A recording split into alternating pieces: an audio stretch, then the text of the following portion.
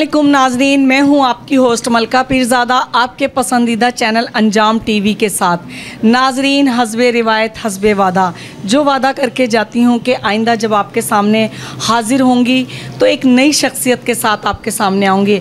आज जो नई शख्सियत हमारे साथ मौजूद हैं वो हैदराबाद के एक बहुत प्यारे एक्टर, डायरेक्टर और ऑर्गेनाइज़र हैं। चलिए उनसे मुलाकात करते हैं। खालिद इमरान, अस्सलाम वालेकुम। वालेकुम सलाम।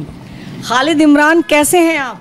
अल्लाह ताला का बड़ा करम है। अच्छा, खालिद साहब, बड़ी यादें वाबस्ता हैं हैदराबाद से, आपके साथ भी काम किया है, बहुत काम किया। मुझे आप ये बताएं कि इस शोबे में आप पहले ऑर्गेनाइज़र आए, एक्टर आए या डायरेक्टर आए? मैं जिस उम्र में शोबे में आया हूँ ना, उसमें तो सिर्फ एक्टर ही आ सकता था मैं। अच्छा। हाँ, इसलिए कि ये 78 की बात है। अच्छा, तो एक्टिंग का ख्याल क्यों आया आपको? मुझे जो है वो ये बचपन से शौक़ था और बचपन से मैंने काम करना शुरू कर दिया था। मेरी उम्र तकरीबन 13 या 14 साल थी तो मैंने पहला स्टेज ड्रामा 78 में मैंने कर लिया था। अच्छा, 78 में आपने पहला ड्रामा किया, तो उस ड्रामे के डायरेक्टर का और ड्रामे का नाम याद है? हाँ, उस ड्रामे के डायरेक्टर का नाम याद है, मोइन ज़फ़र शाद थे वो। और उससे पहले 78 में मैंने टंडोमत खान से अपना फ़नी करियर का आगाज़ किया और मेरे उस्ताद जो हैं वो सैयद उल्फत शाह बुखारी जो कि हैं वो मेरे उस्ताद हैं। उन्होंने मुझे बहुत प्रमोट किया उस दौर के अंदर। मैं बहुत छोटा सा भी था ना, तो मुझे साथ साथ लेके चलते थे वो। नहीं तो खालिद साहब, आपकी फैमिली में भी कोई एक्टर था? नहीं, मेरी फैमिली में कोई एक्टर नहीं था। तो फिर इतनी उम्र में, इतनी छोटी सी उम्र में क्यों आ गए आप? अब देखें ना, जब मैं आया हूँ तो मेरा बेटा भी आ गया इस फील्ड में। अच्छा, माशाल्लाह। क्या नाम है आपके बेटे का और किस हैसियत से वो काम कर रहे हैं? अभी मैंने उससे एक ड्रामा करवाया है फेस्टिवल के अंदर, और फेस्टिवल का बेस्ट हीरो का अवार्ड जो है ना वो उसने लिया है, और पहले ही ड्रामा था उसका। वो उसको शौक़ है थोड़ा सा काम करने का, तो मैंने उससे काम करवाया। और ये कराची आर्ट्स काउंसिल वालों का यहाँ पर थिएटर था एक, उसके अंदर ड्रामे का नाम था भरोसा। उसमें उससे काम करवाया, उसको शौक़ था और उसने भरपूर मेहनत की अपने उस कैरेक्टर के अंदर। अब जब उसको दूसरे लोग कास्ट करते हैं तो वो मना कर देता है उन लोगों को। क्यों? उसकी वजह ये है कि शहर हैदराबाद में जो है ना वो कमर्शियलिज्म नहीं है इतना, तो इस वजह से जो है ना वो मना कर देता है। और ये कहकर मना कर देता है कि मुझे सिर्फ इजाज़त जो है मम्मा की तरफ से वो पापा के ड्रामा में काम करने की है, इसके अलावा ड्रामा में काम करने की मुझे इजाज़त नहीं है। तो अब उसका भी बचपन ही है ना, ये 17-18 साल का है वो, अभी मैच्योर भी नहीं हुआ है, मगर जरासीम तो है ना उसके अंदर। हाँ, तो बात है। अच्छा, तो क्या एक्टर बने, फिर ऑर्गेनाइज़र बन गए, फिर डायरेक्टर बन गए, तीनों शोबों में आपको सबसे जो आपका पसंद का शोबा है वो कौन सा है? हाँ, वो शोबा तो मेरा एज ए परफॉर्मर है ना, एज ए अदाकार जो है वो, उसी शोबे ने तो मुझे इस फील्ड में अब तक टिकाया हुआ है। ऑर्गेनाइजेशन में तो बाहर के बहुत सारे काम होते हैं, पूरे ड्रामे को मैनेज करना होता है, आर्टिस्टों को मैनेज करना होता है, फिर डायरेक्टर के हवाले करना होता है। फिर डायरेक्टर सिर्फ जो है ना वो 2 घंटे का होता है, वो फिर नज़र भी नहीं आता है। आर्टिस्ट जो है ना वो नज़र आता है। जिस टाइम पर भी वो काम कर रहा होता है, परफॉर्म कर रहा होता है, उसी टाइम पर उसको उसका सारा किया धरा जो है ना सब सामने आ जाता है उसको। तो वो शोबा जो है ना मुझे ज़्यादा अच्छा लगता है। शोबा। अच्छा, तो अभी तक आप एक्टिंग कर रहे हैं या खैर बात कह दी? नहीं, मैं अभी तक एक्टिंग कर रहा हूँ। अब लाजमत है, 42 साल का अर्सा तो कम नहीं है ना। कोशिश कर रहा हूँ कि न्यू जनरेशन आए, मगर वही बात है कि शहर हमारा जो है ना वो छोटा शहर है और बदकिस्मती से ये कराची से जुड़ा हुआ है।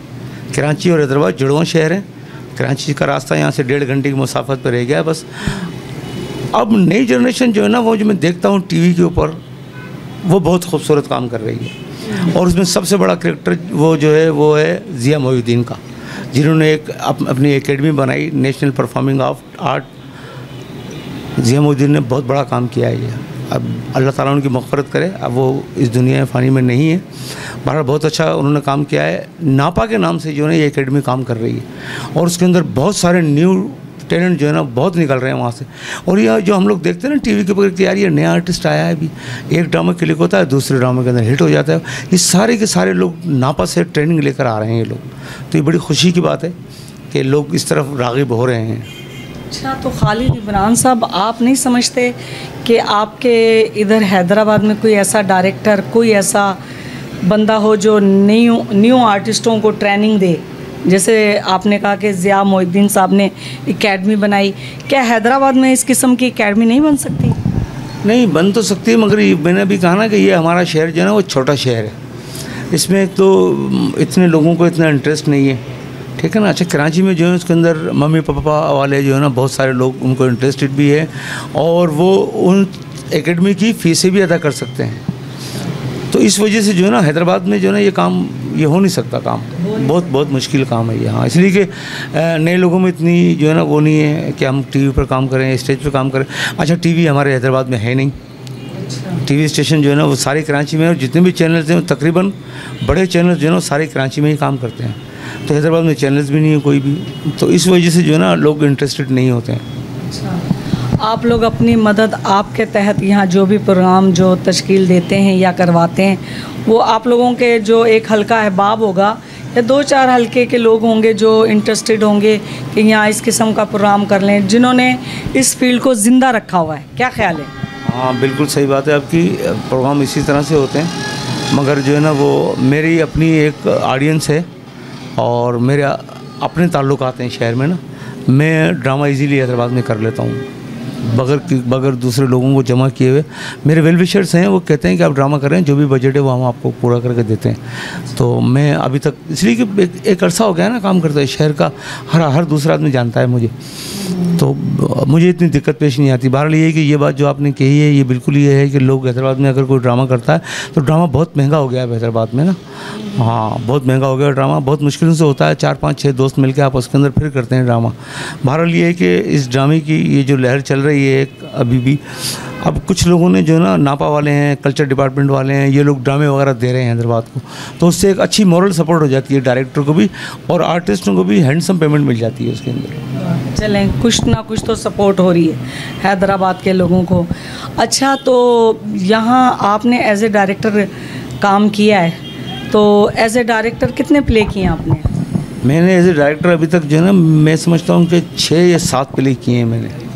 तो वो सारे प्ले कामयाब थे या कुछ फेल? माशाल्लाह, अल्लाह के करम से बहुत अच्छे हुए ड्रामे, और मेरा डायरेक्टर बनने का कोई इतना ख्याल नहीं था, मगर क्या है कि हैदराबाद में डायरेक्टर भी ख़त्म हो गए जो डायरेक्शन करते थे, जिनको हम बोलते थे कि यार डायरेक्टर हैं, सलीम यूसुफ साहब हैं, जमील ख़ान हैं, रशीद जमाल हैं, शाकिर कमाल थे, ये लोग जो ना अभी दुनिया फ़ानी में नहीं रहे। जितने भी सीनियर लोग थे मैं समझता हूँ कि मेरे अलावा सारे ही चले गए। अल्लाह आपको ज़िंदगी दे, अभी आपके जाने की ज़रूरत नहीं है, अभी आपने बड़ा लोगों को काम कराना है एज ए डायरेक्टर और एज ए आर्टिस्ट भी आपने काम करना है। हैदराबाद के अलावा और किन किन शहरों में आपने काम किया है?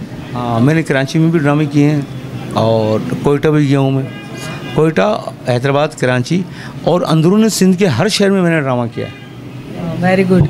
वैसे तो आप उर्दू स्पीक हैं, सिंधी भी बहुत अच्छी बोल लेते हैं? हाँ, तकरीबन सिंधी भी बहुत अच्छी बोल लेता हूँ। मैंने 3-4 ड्रामे सिंधी के एज ए एक्टर जो है ना वो किए हैं और उनको चैलेंज भी किए हैं। अच्छा। हाँ, एक बड़ा टोला था जो मुखालफत कर रहा था कि यार ये उर्दू बोलने वाला है, ये नहीं कर पाएगा।